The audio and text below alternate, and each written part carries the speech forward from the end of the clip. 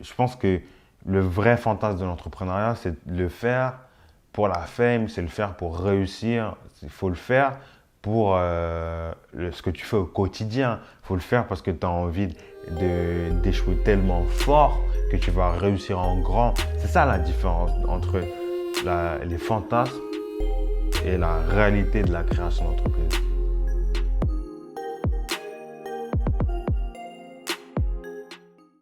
Euh, Tu vois, tout à l'heure, tu as dit un truc intéressant, tu as parlé des les fantasmes et la réalité de la création d'entreprise. Je pense que, tu vois, il y a plein de fantasmes. Déjà, le premier fantasme, pour moi, je l'appelle le fantasme Instagram. C'est-à-dire qu'on sur Instagram, on voit beaucoup de gens, d'infopreneurs, de web entrepreneurs, d'influenceurs qui voyagent partout dans le monde, qui font des voyages tout le temps, qui reviennent chez eux, qui repartent et tout. Mais en fait, ils travaillent, en fait déjà de un. Et c'est aussi le fantasme qu'on pense que quand on va créer une entreprise, on va être 4-5 fois dans l'année en vacances.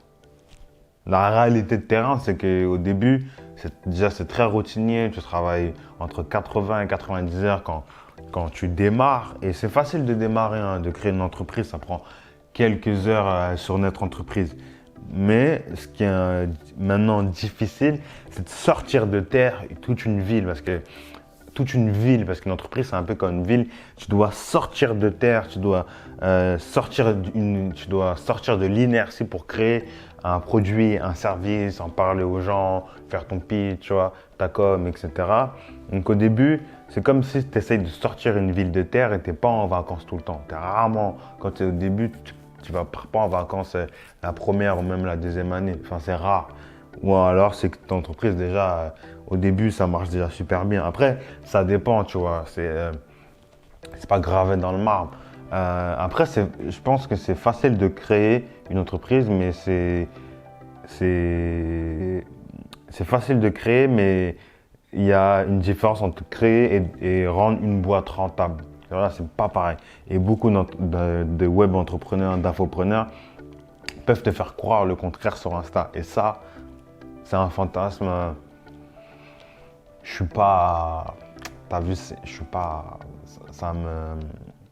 Je trouve ça paradoxal. Après, il y a aussi un fantasme, c'est qu'il faut absolument, absolument se former pour devenir entrepreneur et qu'il faut des longues formations. Donc, il faut absolument être formé. Bah, c'est à la fois vrai et à la fois faux parce que ce qui te forme vraiment à la création d'entreprise, à l'entrepreneuriat, c'est de le faire. Il n'y a rien d'autre que l'entrepreneur lui-même qui te forme. C'est-à-dire que si tu penses qu'il faut que tu te formes à des compétences pour devenir entrepreneur, c'est qu'il y a un truc que tu n'as pas compris. Entrepreneur, c'est créer de la valeur pour l'autre, c'est créer un produit qui répond à un besoin. Et c'est surtout la compétence vraiment où il ne faut pas déroger, c'est apprendre à vendre. C'est la compétence numéro 1, apprendre à vendre. Donc ça, c'est important. Après, le troisième fantasme, dont tu vois, on discutait un peu, c'est, tu vois, c'est pas parce que tu as une bonne idée ou tu penses avoir une idée révolutionnaire ou que ton idée sur le papier elle a l'air révolutionnaire que tu vas réussir. C'est totalement différent parce que quand tu crées une boîte et que tu veux la rendre rentable, tu as plein d'idées en fait.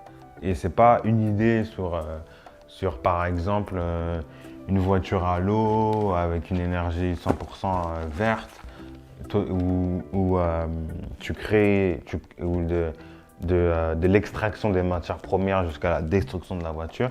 Le chemin est 100% propre et zéro déchet. Tu vois, tu peux avoir une idée comme ça sur le papier, ça a l'air bon, mais après, c'est la matérialisation de ton idée qui va faire la différence. Tu vois, donc là, on va rentrer dans le dur, dans le concret, dans l'application, dans les tests, dans la recherche et développement, dans le pitch, dans tout ça. Donc, c'est pas parce que tu penses avoir une bonne idée ou c'est parce que tu as une bonne idée qu'il faut forcément se lancer. Une bonne idée, c'est une idée qui devient rentable et c'est une idée qui te rapporte de l'argent et c'est une idée qui vaut des millions. Sinon, tout le monde a des idées, mais tout le monde ne devient pas entrepreneur. Donc, c'est là la différence. Donc, c'est vraiment ça, c'est le troisième fantasme. Et sauf que sur la réalité, c'est pas du tout comme ça. Et il y a vraiment, tu vois, l'entreprise, créer une entreprise, c'est rempli de fantasmes. Et si tu le fais pour la fame, si tu le fais pour la reconnaissance, si tu le fais pour les avantages de l'entrepreneuriat, je pense que de durer dans le temps, c'est dur. C'est un peu comme un sportif de haut niveau qui veut aller aux Jeux Olympiques, qui veut gagner la médaille d'or, mais qui n'est pas prêt à tous les jours se lever à 5 heures du matin, qui est prêt à faire des régimes toute l'année, qui est prêt à mettre sa vie professionnelle de côté, qui est prêt à se faire mal à l'entraînement physiquement et mentalement et même émotionnellement, tu vois. Je pense que le vrai fantasme de l'entrepreneuriat, c'est de le faire pour la fame, c'est le faire pour réussir. Il faut le faire pour ce que tu fais au quotidien. Il faut le faire parce que tu as envie d'échouer tellement fort que tu vas réussir en grand. C'est ça la différence entre les fantasmes et la réalité de la création d'entreprise.